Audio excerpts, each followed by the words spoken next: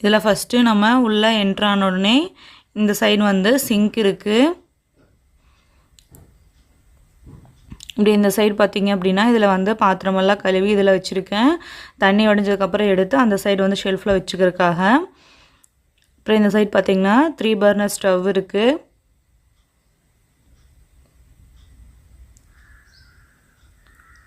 அப்புறம் இந்த இடத்துல வந்து மணி பிளான்ட் இருக்குது. க்ரீனிஷாக இருக்கும்போது நம்ம வந்து குக் பண்ணும்போது நம்ம மைண்டு வந்து கொஞ்சம் ஃப்ரீயாக இருக்கும் இதை பார்க்கும்போது. அதுக்காக நான் இதை வந்து இங்கே வச்சுருக்கேன். ஓகே, அப்படியே இந்த சைடு வந்தோம் அப்படின்னா வந்து ஒரு ட்ரேயில் இதில் வந்து இந்த ரெண்டுலேயும் வந்து நான் எண்ணெய் ஊற்றி வச்சுருக்கேன், கடலெண்ணெய். இதில் வந்து நெய் இருக்குது. இதில் வந்து தூள் உப்பு சால்ட் இருக்குது. இதில் வந்து பிரியாணி மசாலா வீட்டிலேயே அரைச்சது எடுத்து வச்சுருக்கேன். இதில் வந்து மிளகு தூள் இருக்குது. அப்படியே இந்த சைடு பார்த்திங்க அப்படின்னா இங்கே வந்து இடிக்கல் வச்சுருக்கேன்.